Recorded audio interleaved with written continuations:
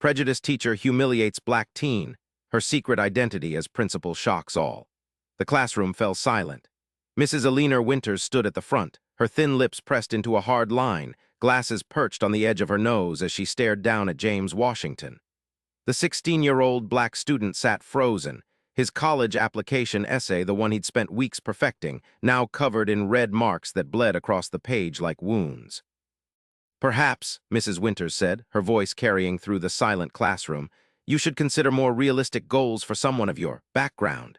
She emphasized the last word, letting it hang in the air. "Community college would be more appropriate than Harvard, don't you think?" James stared at the floor, his hands trembling slightly on his desk. 27 pairs of eyes bored into him. The old wall clock ticked loudly, marking each excruciating second. "I worked hard on this essay, Mrs. Winters," James said, his voice quiet but firm. Mrs. Winters' eyebrows shot up. "Excuse me? I said I worked hard on this. My mother helped me. Your mother," Mrs. Winters interrupted with a cold laugh. "The woman who cleans the administration building. I'm sure she's well versed in what Harvard admissions officers are looking for." A few students gasped. Others looked away uncomfortably. Tears welled in James' eyes, but he blinked them back, refusing to let them fall. The classroom door suddenly swung open. Everyone turned to see Principal Margaret Douglas standing in the doorway, her normally kind face set in stone. Her eyes moved from Mrs. Winters to James and back again. "Mrs. Winters," she said, her voice deceptively calm. "May I have a word with you and James, now?" As James stood, gathering his essay with shaking hands, Mrs. Winters' face drained of color. For the first time, she looked uncertain, afraid, even as if she knew something the rest of the class didn't. But let's go back to how this all started. It was just 3 hours earlier when James Washington woke up in his modest home on the east side of town, unaware that this ordinary Tuesday in October 1979 would change everything. James' alarm clock rang at 5:30 a.m., just as the first hint of dawn crept through his curtains. He reached out quickly to silence it, careful not to wake his younger sister Tanya, who shared the small bedroom with him. Their one-story house on Magnolia Street was small but immaculate, filled with second-hand furniture his mother had lovingly restored. James dressed quickly in the dim-light khaki pants, a button-down shirt, and the sweater his grandmother had knitted for his birthday last year. Looking in the mirror, he straightened his collar and practiced his smile. Today was important. Harvard application essays were due by the end of the week, and he wanted Mrs. Winters to look over his final draft. As Ridgewood High's most demanding English teacher, her approval would mean everything. In the kitchen, James found his mother, Evelyn Washington, already dressed in her custodial uniform, preparing breakfast. At 45, Evelyn's face showed the lines of hard work and determination, but her eyes sparkled with the same intelligence that James had inherited. "Morning, Mom," James said, kissing her cheek. "Morning, my Harvard man," she replied with a proud smile. "Ready for the big day?" "I think so. Did you finish reading my essay last night?" Evelyn nodded, stirring grits on the stove. "I did. It's beautiful, James. You tell our story with dignity. I couldn't be prouder." James took a deep breath. "I'm still nervous about showing it to Mrs. Winters. You know how tough she is." "Mrs. Winters expects excellence because she sees it in you," Evelyn said, though her expression flickered with something James couldn't quite read. "Just remember what your father always said, stand tall and speak truth," James finished with a sad smile. His father, William Washington, had been gone for 7 years now, killed in Vietnam during the final days of the war. The Bronze Star he'd earned sat in a place of honor in their living room. "That's right." Evelyn served James a bowl of grits and placed a fried egg on top. "Eat up now, big day ahead." As James ate, his 12-year-old sister Tanya shuffled into the kitchen, rubbing sleep from her eyes. She wore her hair in neat braids tied with yellow ribbons that matched her dress. "Morning, sleepyhead," James teased. "Morning," Tanya mumbled, plopping down at the table. "Is today the day you show your essay to the Dragon Lady?" "Tanya Marie Washington," Evelyn scolded, though her lips twitched with amusement. "That's no way to talk about James' teacher."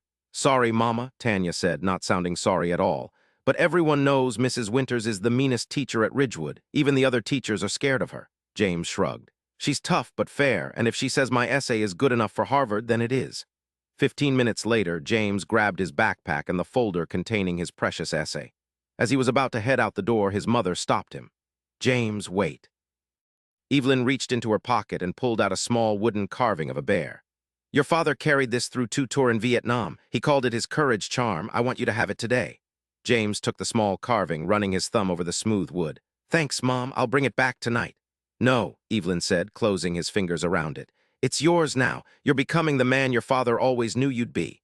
The moment hung between them, heavy with memory and hope. Then James slipped the bear into his pocket, hugged his mother and sister, and headed out into the crisp October morning. Ridgewood High School stood on the west side of town, a sprawling brick building built in the 1950s. By the time James arrived, the school was already bustling with activity. Students gathered in clumps on the front lawn, laughing and talking before the first bell. James spotted his best friend, Michael Chen, waiting by their usual bench under the old oak tree. Michael's parents had immigrated from Taiwan in the 1960s and opened the most popular restaurant in town. Like James, Michael was in all advanced placement classes and had his sights set on an Ivy League school. "Hey man," Michael called, adjusting his glasses. "Today's the big day, right? Judgment Day with Winters?" James patted his backpack. "Got my essay right here, final draft. Let me guess, you were up until midnight working on it." "Pretty much," James admitted. "Mom helped me polish it one last time." Michael nodded. "Smart move, your mom's got away with words." He hesitated, then added, "You nervous? Winters has been extra tough lately." Before James could answer, a cherry-red Corvette pulled into the teacher's parking lot, drawing every eye in the vicinity. Mrs. Alina Winters stepped out, immaculately dressed in a tailored pantsuit, her silver blonde hair cut in a precise bob.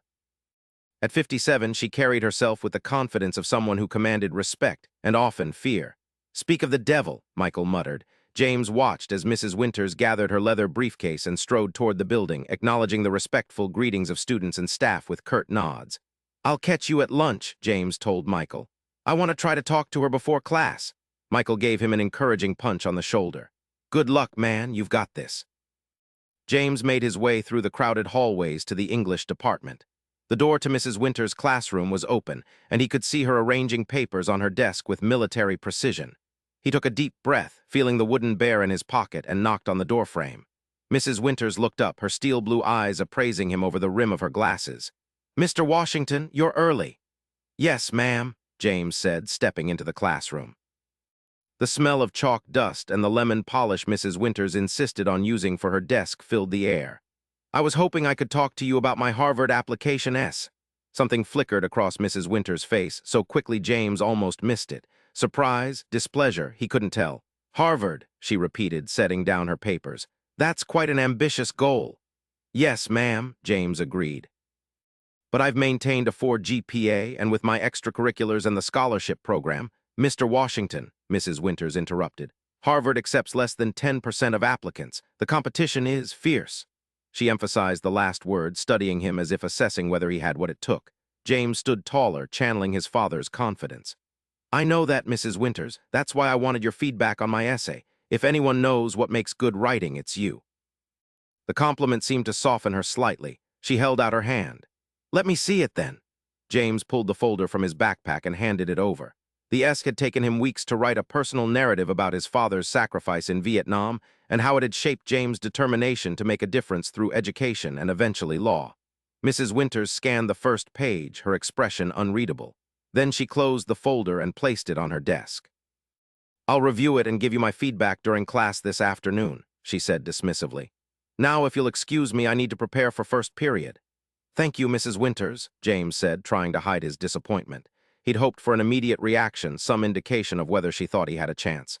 As he turned to leave, Mrs. Winters added, "And Mr. Washington, I'd advise you to have a backup plan. Even the most qualified students need to be realistic." The warning hung in the air as James left the classroom, his earlier confidence deflating slightly. Still, he reminded himself Mrs. Winters was tough on everyone. It was her way of pushing students to excel. The morning passed in a blur of classes. In AP Physics, James aced a pop quiz on Newton's laws. In U.S. history, he participated in a heated debate about Watergate and Nixon's legacy. By lunchtime, his encounter with Mrs. Winters had faded to the back of his mind. Cafeteria, James joined Michael and their friend Sarah Rodriguez at their usual table. Sarah, whose parents had moved from Puerto Rico in the 1950s, was Ridgewood's star debater and had already been accepted to Columbia on early decision. "So," Sarah asked as James sat down, "did the dragon lady read your essay?" James unwrapped his sandwich. "Not yet. She said she'd give me feedback in class." "That's good, right?" Michael said. "She's taking it seriously." Sarah looked less convinced. "I don't know, when I showed her my Columbia essay, she gave me feedback right away." Maybe she's just busy, James suggested, though a knot of worry tightened in his stomach. Or maybe. Sarah trailed off, then shook her head. Never mind. What? James pressed. Sarah leaned forward, lowering her voice. Look, you know I love you, James, but Mrs. Winters, some people say she's got old-fashioned views, if you know what I mean. You think she's racist? James asked bluntly. Sarah winced. I didn't say that. Just my cousin had her 3 years ago and said she always seemed to grade him harder than the white kids. That's not evidence, Michael pointed out. Your cousin also claimed the cafeteria was serving Soylent Green when they changed the meat supplier. Sarah rolled her eyes. All I'm saying is be prepared. That's all. James appreciated his friend's concern, but he didn't want to believe Mrs. Winters would judge him based on his race rather than his work. The idea settled uncomfortably in his mind, though like a stone in his shoe that he couldn't quite shake out. After lunch, James headed to his locker to exchange books for his afternoon classes. As he turned the combination lock, he noticed Principal Margaret Douglas walking down the hallway. Unlike Mrs. Winters, whose presence created a wake of tension, Principal Douglas moved through the school with a warm authority that invited respect rather than fear. At 50, Margaret Douglas was a striking woman with dark brown skin and silver-streaked black hair she wore in a neat bun. She'd been principal at Ridgewood for 5 years, and in that time she'd transformed the school culture, emphasizing inclusion and academic excellence in equal measure. Afternoon, James, Principal Douglas greeted him with a genuine smile. How are you doing today? I'm good, thank you, Principal Douglas, James replied. Just getting ready for Mrs. Winters' class. Something subtle changed in Principal Douglas's expression. Ah, Mrs. Winters, how are things going in her class? Fine, James said automatically, then hesitated. Actually, she's reviewing my Harvard application essay today. I'm a little nervous about it. Principal Douglas's smile returned, warmer than before. Harvard would be lucky to have you, James. Your father would be very proud. The mention of his father surprised James. You knew my father. Vietnam was a small world in some ways, she said cryptically. I'd be interested to hear her feedback on your essay. Perhaps you could stop by my office afterward. Before James could respond, the bell rang, signaling the start of afternoon classes. Don't be late, Principal Douglas said with a wink. And James, remember that teachers are human too. They bring their own histories to the classroom just as you do. With that enigmatic statement, she continued down the hallway, leaving James puzzled but somehow reassured. James made his way to English class, sliding into his seat just as the final bell rang. Mrs. Winters stood at the front of the room, a stack of papers in her hands, their essays. James's heart raced. The moment of truth had arrived. I've reviewed your college application essays, Mrs. Winters announced, her voice crisp.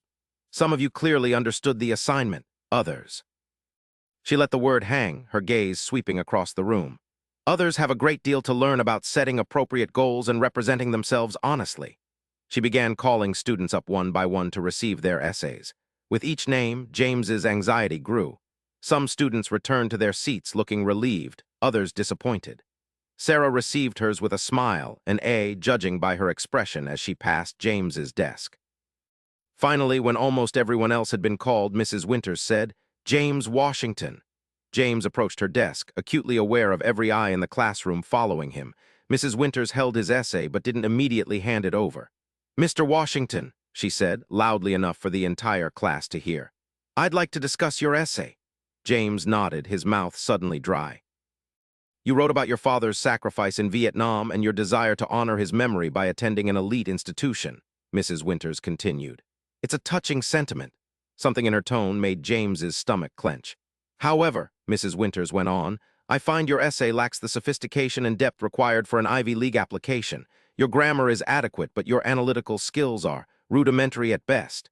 James stared at her, stunned. He'd been a straight-A student in her class for 2 years. She'd never once criticized his analytical skills before. Furthermore, she continued, her voice growing colder, I question the authenticity of some passages. The vocabulary and phrasing seem beyond what I've observed from you in class. I wrote every word myself, James said, his voice tight with controlled anger. My mother helped edit it, but your mother, Mrs. Winters interrupted, her eyebrows raised. The custodian. And that's when the classroom fell silent. Mrs. Winters stood at the front, her thin lips pressed into a hard line, glasses perched on the edge of her nose as she stared down at James Washington. Perhaps, Mrs. Winters said, her voice carrying through the silent classroom, you should consider more realistic goals for someone of your background. She emphasized the last word, letting it hang in the air. Community college would be more appropriate than Harvard, don't you think? James stared at the floor, his hands trembling slightly on his desk.